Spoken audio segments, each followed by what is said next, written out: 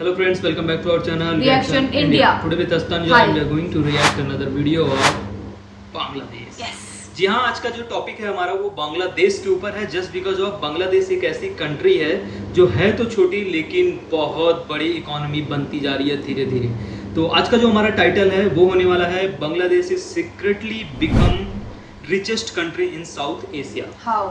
तो how is it is possible, so this is the question और इसी का पूरा एक्सप्लेनेशन होने वाला है इस वीडियो में। तो उसको हम देखने वाले हैं। तो जो एजुकेशनल पर्पज से देख रहे हैं उनके लिए और मस्ट है। So let's go towards the video. Study IQ IAS, अब तैयारी हुई अफोर्डेबल। दोस्तों, क्या आपने कभी ये सोचा कि एक कंट्री जिसकी पॉवर्टी रेट आज से 50 साल पहले 80% थी, वो आज वर्ल्ड की फास्टेस्ट ग्रोइंग इकोनॉमी कैसे बन गई? और एक कंट्री जिसकी लाइफ एक्सपेक्टेंसी रेट 1970s में 45 इयर्स थी, वो आज 75 इयर्स तक कैसे पहुंच गई? हम बात कर रहे हैं हमारे पड़ोसी देश बांग्लादेश की। दोस्तों, बांग्लादेश का जन्म कैसे हुआ, ये कहानी हम में से ज्यादातर लोगों को मालूम है। 1971 में जब ईस्ट पाकिस्तान बांग्लादेश बना, देखा जाए तो उस टाइम पर एक बहुत ही पावरिस्ट कंट्री था। ये देश के हर सोशल प्रॉब्लम जैसे कि पॉवर्टी, अनएम्प्लॉयमेंट और मैटरनल मोर्टेलिटी जैसी चीजों से ग्रसित था और इसे ठीक करने की जिम्मेदारी थी उस समय की तत्कालीन गवर्नमेंट की, जिसे न सिर्फ बांग्लादेश गवर्नमेंट ने ठीक किया बल्कि सीक्रेटली साउथ एशिया की रिचेस्ट कंट्री बनने की दिशा में भी आगे बढ़ रही है। स्वागत है आप सभी का स्टडी IQ में। अनुराग पांडे नाम है हमारा और आज के इस वीडियो में हम 50 साल के भीतर हुए बांग्लादेश के ट्रांसफॉर्मेशन और उसकी remarkable journey and developing nation बनने की कहानी को समझने वाले हैं। दोस्तों, अगर एक अंडर डेवलप्ड कंट्री ग्रो करना चाहती है तो उसे कुछ इन फैक्टर्स पर काम करना होता है, जैसे कि अपने इंपॉर्टेंट एसेट्स को पहचानो, उस एसेट का इस्तेमाल करके इकोनॉमी में वैल्यू ऐड करो, एक स्ट्रॉन्ग क्लाइंट बेस बनो, कैश फ्लो जनरेट करो और सबसे इंपॉर्टेंट इस कैश फ्लो से कुछ और एसेट बनाओ। यही सिलसिला एक सर्कुलर वर्चुअस इकोनॉमी में चलता रहेगा जो आपके इकोनॉमी को बूस्ट करेगा। लेकिन दोस्तों, बांग्लादेश के केस में कुछ अलग था। देखिए, जब आपके पास ऐसा एसेट हो जो दुनिया के पास कम हो, ऐसे में चांसेस है कि आप इस साइकिल को कंप्लीट कर पाओगे, जैसा कि मिडिल ईस्ट कंट्रीज ने किया है। उन्होंने ऑयल को एसेट की तरह पहचान कर दुनिया को सेल किया है और उससे जो पैसे आए हैं उसे मैरिटाइम ट्रेड में यूज किया है और फिर जो मैरिटाइम ट्रेड से पैसे आए उससे इंफ्रास्ट्रक्चर को डेवलप किया और वो सक्सेसफुल रहे। बांग्लादेश के पास एसेट के रूप में उनका चीप लेबर था, क्योंकि आजादी के बाद से वहाँ के यूथ को कोई जॉब अपॉर्चुनिटीज मिली ही नहीं। देखा जाए तो कंट्री जो भी डेवलप हुई है, उन्होंने सिर्फ एक इंडस्ट्री या फिर सेक्टर पर रिलाई नहीं किया है, बट वो अपने आप को डाइवर्सिफाई करती हैं। और ये इसलिए किया जाता है ताकि अगर एक सेक्टर में शॉक आए तो इकोनॉमी क्रैश ना हो। और इसके एग्जाम्पल के तौर पर हम श्रीलंका को ले सकते हैं, जहाँ की इकोनॉमी टूरिज्म सेक्टर पर सबसे ज्यादा डिपेंडेंट थी। दोस्तों, 80s और 90s के दौरान चाइना कंपनीज का मोस्ट प्रेफर्ड डेस्टिनेशन था और ऐसा इसलिए था क्योंकि वहां पर चीप लेबर्स बहुत ही आसानी से मिल जाते थे और चाइना एक मैन्युफैक्चरिंग हब के रूप में उभर चुका था। लेकिन उसी टाइम बांग्लादेश भी अपने आप को सारी प्रॉब्लम से निपटाने के लिए तैयार कर रहा था और उसने ऐसी दो पॉलिसीज लाई जिसने कंट्री को अंडर डेवलप्ड से डेवलपिंग कैटेगरी में खड़ा कर दिया, making Bangladesh second largest economy in south Asia with a real GDP of 1.001 trillion $। दोस्तों, आइए अब जानते हैं इस कंट्री के इम्प्रेसिव जर्नी को। बांग्लादेश की सफलता पूरे तरीके से 4 फैक्टर्स पर डिपेंड करती है और वो फैक्टर्स हैं: एक इंडस्ट्री को मिली अपार सफलता जो कि बांग्लादेश का कपड़ा उद्योग है, जिसे रेडीमेड गारमेंट यानी कि RMG इंडस्ट्री भी कहते हैं। दूसरा है रेमिटेंसेस ऑफ माइग्रेंट्स, तीसरा है स्प्रेड ऑफ माइक्रो फाइनेंस और चौथा यानी कि last but the most significant remarkable role of NGO। दोस्तों, इन सभी फैक्टर्स में से सबसे बड़ा कंट्रीब्यूशन RMG इंडस्ट्री का है, लेकिन ये सब कुछ इतने आसानी से संभव नहीं हुआ है। देखिए, बिजनेस को चलाने के लिए सबसे जरूरी चीज है कैपिटल, लेकिन वहाँ का बैंकिंग सिस्टम बिजनेसमैन को लोन देने में बहुत ही रिजिड था, जिसकी वजह से बिजनेसमैन को फंड क्रंच था। और दूसरी सबसे बड़ी समस्या हाई इंपोर्ट ड्यूटी थी जो कि बांग्लादेश की गवर्नमेंट ने लगा रखी थी। और लास्टली सबसे बड़ा इशू था इंफ्रास्ट्रक्चर का। दोस्तों, इन सभी प्रॉब्लम्स की वजह से बांग्लादेश में कोई भी बिजनेस नहीं कर रहा था। बट इवेंचुअली ये प्रॉब्लम कैसे टैकल हुई, ये वीडियो उसी की कहानी है और इस कहानी को अच्छे ढंग से समझने के लिए हम एक नजर वहाँ के पॉलिटिकल सिचुएशन पर भी डालनी होगी। तो आइए इसे भी समझ लेते हैं।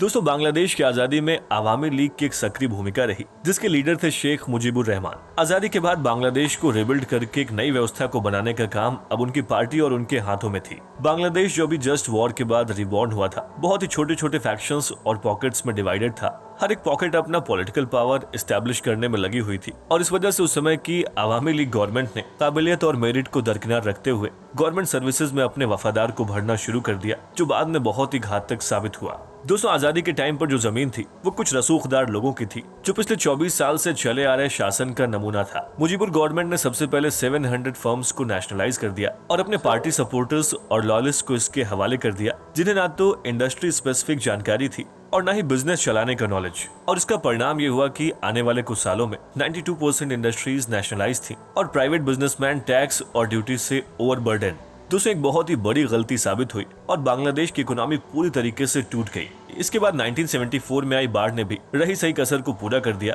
देखा जाए तो फूड की कमी हो गई। उस टाइम पर इन्फ्लेशन 400% थी और मास अनएम्प्लॉयमेंट की वजह से हालात और भी खराब थे। लोगों में एक एंटी मुजीबुर रेजिम के लिए सपोर्ट था, जिसका फायदा लिया वहाँ की मिलिट्री ने। दोस्तों मुजीबुर और उनकी फैमिली की हत्या कर दी गई, जिसमें उनकी सिर्फ 2 बेटियों जो कि लंदन में पढ़ाई कर रही थी, उनको छोड़कर बाकी सभी को मार दिया गया।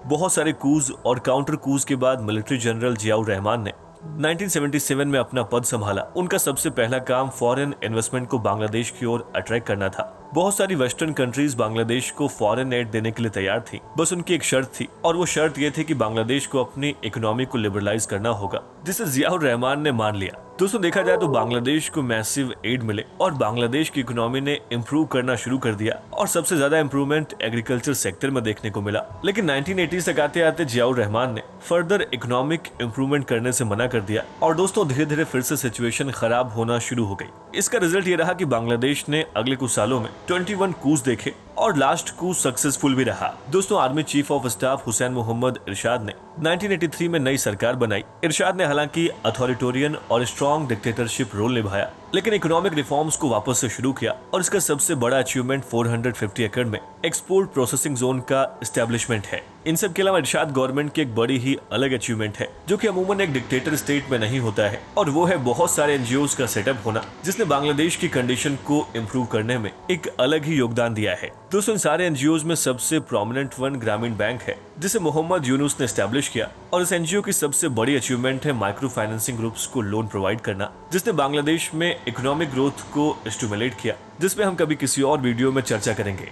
दूसरी एनजीओ ब्रैक यानी कि बीआरएसी, जिसे फजल हसन अबेद ने एस्टैब्लिश किया था, वो घर, हॉस्पिटल्स और स्कूल्स बनाने में काम कर रही थी। देखा जाए तो उसका डायरेक्ट इम्पैक्ट लोगों को गरीबी से निकालने में दिखा। और सबसे बड़ी अचीवमेंट ओआरएस का हर घर में पहुंचना, जिसने डायरिया जैसी बीमारी से हो रही लाखों डेथ्स को काफी कम कर दिया। दोस्तों अब लौटते हैं वापस उन 2 मेजर पॉलिसीज की ओर जिसकी चर्चा हमने इस वीडियो की शुरुआत में की थी। देखिए अब तक हमने बांग्लादेश का हाल, इसकी पॉलिटिकल जर्नी और कैसे एनजीओज ने वहां की सिचुएशन को इम्प्रूव किया। अब हम ध्यान देंगे बांग्लादेश के रेडीमेड गारमेंट सेक्टर की, जिसकी वजह से बांग्लादेश की इकोनॉमी बूम हुई और किन किन पॉलिसीज में इसमें हेल्प किया। दोस्तों back to back letter of credit 2 letter of credit से मिलकर बनता है। अगर इसको हम एग्जांपल के जरिए समझने की कोशिश करें तो मान लीजिए कि कंपनी ए एक यूएस बेस्ड कंपनी है जो हैवी मशीनरी बेचती है। वही कंपनी सी बांग्लादेश में लोकेटेड है और उसे हैवी मशीनरी खरीदनी है, और इनके बीच में है कंपनी बी जो कि इंडिया बेस्ड एक ट्रेडिंग फर्म है। दोस्तों कंपनी बी ब्रोकर की तरह काम करती है और इन दोनों कंपनीज के बीच एक डील को फाइनलाइज कराना चाहती है। अब यहाँ पर कंपनी ये मशीनरी तो बेचना चाहती है, लेकिन कंपनी सी द्वारा पेमेंट पर डिफॉल्ट के रिस्क को वो नहीं लेना चाहती। ऐसी सिचुएशन में बैक टू बैक एलसी जारी कर ट्रांजैक्शन किए जाते हैं। दरअसल इसमें करना ये होगा कि कंपनी सी बांग्लादेश के किसी वेल नोन फाइनेंशियल इंस्टीट्यूशन में जाकर ब्रोकर बी के नाम पर लाइन ऑफ क्रेडिट इशू करवा लेगी। इसके बाद ब्रोकर बी इस एलसी को लेकर इंडिया के वेल नोन फाइनेंशियल इंस्टीट्यूशन में जाएगा और कंपनी ए को एक एलसी इशू करवा देगा। दोस्तों अब कंपनी ये हैवी मशीनरी शिप कर सकती है क्योंकि उसको पता है कि ट्रांजैक्शन खत्म होने पर उसको एक रिलायबल इंडियन बैंक पे करने वाली है। ऐसे में कंपनी बी यानी कि ब्रोकर को भी अपनी पेमेंट का एश्योरेंस मिल जाएगा और पूरे ट्रांजैक्शन में से क्रेडिट रिस्क रिमूव हो जाएगा। दोस्तों सिस्टम ने बांग्लादेशी बिजनेसमैन के लिए बिजनेस करना बहुत ही आसान कर दिया है और इसकी मदद से वो आसानी से टेक्सटाइल इंडस्ट्रीज को सेटअप करने लगे और देखते ही देखते इसका लार्ज स्केल एक्सपेंशन होता गया। अब दूसरी प्रॉब्लम थी हैवी इंपोर्ट ड्यूटी की, जिसकी वजह से ट्रेड उतना प्रॉफिटेबल नहीं था जितना कि होना चाहिए था। लेकिन गवर्नमेंट के लिए ड्यूटी फ्री करना एक मेजर चंक ऑफ इनकम को छोड़ना था, जिसके लिए कोई गवर्नमेंट तैयार नहीं होगी। इसका सॉल्यूशन था एक और पॉलिसी, यानी कि policy of duty drawback facilities through bonded warehouses. दोस्तों इसका सिंपल मतलब ये है कि आपको अगर ड्यूटी फ्री इंपोर्ट चाहिए तो आपको अपना माल उस गोडाउन में रखना होगा, जिसका यूज सिर्फ और सिर्फ एक्सपोर्ट के लिए किया जाएगा। देखिए इसके 2 फायदे थे, पहला रिडक्शन इन इंपोर्ट ड्यूटी और दूसरा फायदा था growth in countries export. Bangladesh की आरएमजी इंडस्ट्री को एक बड़ा बूस्ट तब मिला जब चाइना में कॉस्ट ऑफ लेबर बढ़ चुकी थी और इस मौके के लिए बांग्लादेश पूरी तरीके से तैयार था। बांग्लादेश के पास लेबर्स के साथ ही साथ तब इंफ्रास्ट्रक्चर और क्रेडिट अवेलेबिलिटी भी थी, जिसने बांग्लादेश की ग्रोथ को बढ़ाया है। देखा जाए तो आरएमजी इंडस्ट्री आज 84% एक्सपोर्ट करती है और 4 मिलियन वर्कर्स को नौकरी दी है। बांग्लादेश की आरएमजी इंडस्ट्री ने 4.7 से 6.7% अपना ग्लोबल शेयर एक्सपोर्ट में बढ़ाया है। 2011 में $14.6 बिलियन की वर्थ से 2019 में 33.1 बिलियन की ग्रोथ आरएमजी इंडस्ट्री की रही और इस इंडस्ट्री ने अपने इन 8 साल में 7% की सीजीआर दिखाई है। दोस्तों, इन सब के बावजूद बांग्लादेश के पास बहुत सारे चैलेंजेस हैं। सबसे बड़ा चैलेंज अपनी इकोनॉमी को डाइवर्सिफाई करने की है, जिसके बिना सस्टेनेबल ग्रोथ नहीं हो सकता है। आरएमजी इंडस्ट्री 10% ऑफ इकोनॉमी और 84% ऑफ इट्स ट्रेड कर रहा है। 2026 तक आते आते प्रेफरेंशियल ट्रेड एग्रीमेंट के हटाते ही ये चांसेस इथोपिया जैसी कंट्रीज को मिल सकता है। दूसरी समस्या एनवायरमेंटल कंसर्न की भी है। बांग्लादेश ने अपनी इकोनॉमिक जर्नी में अपने एनवायरमेंट को सबसे ज्यादा नुकसान पहुंचाया है और उसमें ग्लोबल वार्मिंग का खतरा सबसे अधिक है। 2013 में हुए राना प्लाजा फैक्ट्री फायर और ताजरीन फैक्ट्री फायर वहां के डेंजरस कंडीशन के सबूत हैं। देखा जाए तो लोगों की हालत में अभी वैसा सुधार नहीं आया है जैसा कि एक्सपेक्टेड था और बांग्लादेश अपने पॉपुलेशन और रेफ्यूजी क्राइसिस से भी ग्रसित है। दूसरे सबके अलावा अर्बन माइग्रेशन भी बांग्लादेश के लिए एक बहुत बड़ी चुनौती है, क्योंकि एस्टिमेटेड है कि 2050 तक 45 million people already crowded city में जाकर बसेंगे। दोस्तों, बांग्लादेश के इस शानदार सफर में हमने बहुत कुछ सीखा और जाना है। इकोनॉमिक ग्रोथ किसी भी कंट्री के लिए इम्पोर्टेंट है, लेकिन उसके साथ ही जरूरी है सस्टेनेबल ग्रोथ, ताकि आने वाले सालों में जर्नी और भी रिमार्केबल हो सके। ये था मतलब सीक्रेटली जो कहा जा रहा है कि बांग्लादेश जो है धीरे धीरे ग्रो कर रहा है और कहीं ना कहीं ये चीज़ हमें देखने को मिली इस वीडियो में कि उन्होंने स्टार्टिंग से बताया कि किस लेवल की पॉवर्टी रेट हो चुका था। हालांकि एक गवर्नमेंट ने नहीं, कई सारी गवर्नमेंट का योगदान रहा है। हाँ। थोड़ा रहा है, लेकिन अभी की जो करंट गवर्नमेंट है जो शेख हसीना जी के द्वारा रन की जा रही है, उस गवर्नमेंट में मुझे लगता है कि ज़्यादा से ज़्यादा सपोर्ट मिला है इकोनॉमी को बूस्ट होने में। और सबसे ज़्यादा मेजर इकोनॉमी को बूस्ट करने में अगर बांग्लादेश की किसी ने हेल्प की है तो वो है गारमेंट इंडस्ट्री ने। टेक्सटाइल इंडस्ट्री ने ज़्यादा बूस्ट किया है। 84% जो है इकोनॉमी में योगदान करता है और एज एक्सपेक्ट किया जा रहा है 2026 तक जो अभी $33 बिलियन है वो उसको भी क्रॉस कर लेगा। तो कहीं ना कहीं अगर ये चीज़ सारा देखा जाए ना तो भाई बांग्लादेश की रीढ़ की हड्डी जो बैकबोन होता है वो है टेक्सटाइल इंडस्ट्री। सो इस हिसाब से, इस वीडियो के हिसाब से जो काफ़ी सारी एक्सप्लेनेशन हमें मिली और एक सबसे मेजर चीज़ जो निभाया है वहाँ की एनजीओ ने। हाँ। जो 2 एनजीओज बनाई गई थी जो ग्रामीण गांव में जा जाके लोगों को उन्होंने बताया है, सिखाया है। साथ में ही ORS के घोल प्रोवाइड किए थे जो पुरानी बीमारियां थी। जैसे हमारे यहाँ वो टीका नहीं लगता था, एक टाइम ऐसा हुआ था कि बच्चे विकलांग ना हो तो हाँ वो एक टीका लगता था हमें, तो सारे बच्चों को लगता था वो पोलियो का टीका लगता है। पोलियो का टीका वो तो अभी भी लगता है, तो अभी भी टीका लगता है। तो कहीं ना कहीं उसी तरीके से ORS के गोल गांव में हर जगह बच्चों को दिए गए ताकि ये एक जो मेजर प्रॉब्लम हो खत्म हो। तो कोई भी कंट्री को आने में 50-60 साल लग जाते हैं, तो सेम बांग्लादेश के साथ भी यही चीज़ हुआ। अब आके धीरे धीरे वो भरना शुरू हुई और इस तरीके से आगे बढ़ रही है कि बोलना ही मुश्किल है इसके बारे में। तो अब आगे भी देखना होगा आगे कितना प्रोग्रेस जो है करती है।